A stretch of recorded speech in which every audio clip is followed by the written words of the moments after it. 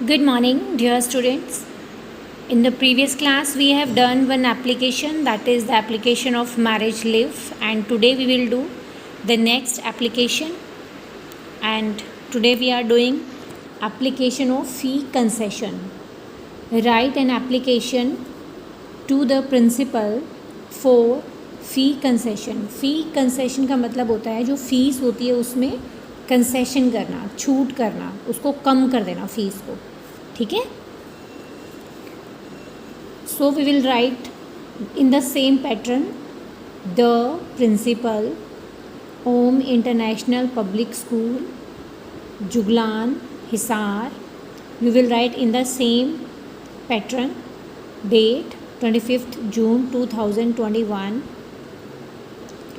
Subject application for fee concession.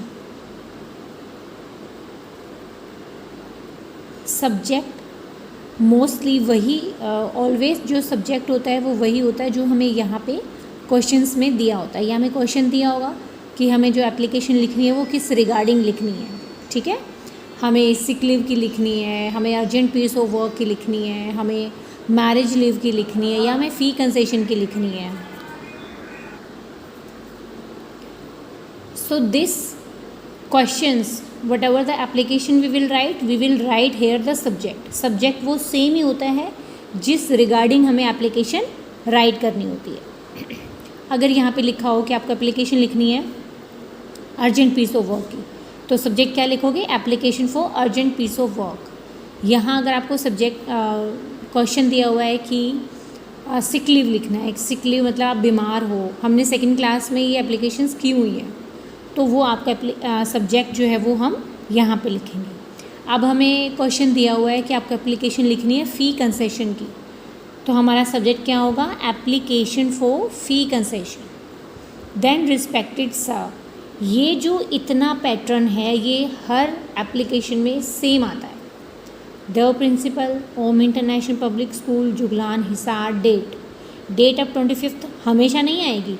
जो भी date हमें जिस दिन हमें एप्लीकेशन लिखनी है हमें उस दिन की डेट लिखनी है. यहाँ पे सब्जेक्ट सेम आएगा जो हमें ऊपर क्वेश्चन में दिया हुआ है. रिस्पेक्टेड सर, ये पैटर्न हम एज इट इज़ फॉलो करते हैं. Respected sir, I beg to say that my father is a poor man. मैं ये कहना चाहता हूँ कि जो मेरे फादर हैं वो बहुत ही पुअर मैन हैं, वो गरीब हैं. हिज मंथली इनकम मतलब जितनी सैलरी वो कमाते हैं. His monthly income is ₹8,000. उनकी जो मंथली इनकम है वो कितनी है? 8,000 रुपये है. My father is not in position to pay my fees. जो मेरे फादर हैं वो उस पोजीशन में नहीं हैं कि वो मेरी फ़ीस पे कर सकें. I am very hard working. मैं बहुत ही हार्ड वर्किंग स्टूडेंट हूँ. And don't want to leave my study. अब मैं बहुत ही हार्ड वर्किंग स्टूडेंट हूँ और मैं अपनी स्टडी को बीच में छोड़ना नहीं चाहता हूँ कि मतलब मैं फ़ीस नहीं पे कर सकता हूँ, तो इसलिए मैं अपनी स्टडी नहीं छोड़ना चाहता. So I request you to grant me full fee concession. इसलिए मैं आपसे रिक्वेस्ट करता हूँ कि जो मेरी फ़ीस है वो फुल कंसेशन की जाए, मेरी फ़ीस में मेरी फ़ीस को माफ़ कर दिया जाए. I shall be oblige to you. Obliged का मतलब होता है बहुत ज़्यादा आभारी, ठीक है, मतलब thankful type. I shall be oblige to you, thank you, आपका बहुत ज़्यादा धन्यवाद है. Yours faithfully name and class. ठीक है, जो मैंने ये दोनों एप्लीकेशंस लिखवाई हैं कल भी और आज भी, ये दोनों एप्लीकेशन आप लिखेंगे अपनी इंग्लिश की नोटबुक में. इसको हम एक बार फिर से रिवाइज कर लेते हैं. The principal Om International Public School Juglan Hisar. Date subject है application for fee concession. Respected sir, I beg to say that my father is a poor man. His monthly income is ₹8,000.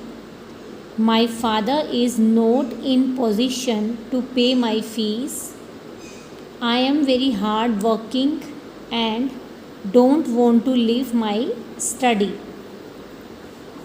आप यहाँ पे अगर चाहें तो I am very hard working student भी लिख सकते हैं।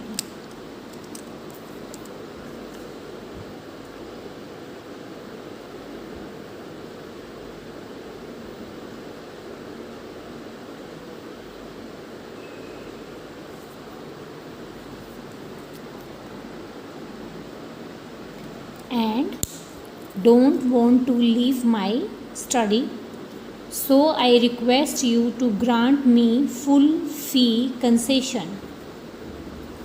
I shall be obliged to you. Thank you. Yours faithfully, name and class. इसको आप इसी पैटर्न में लिखेंगे जिस पैटर्न में हमने इसको यहाँ पे लिखा है।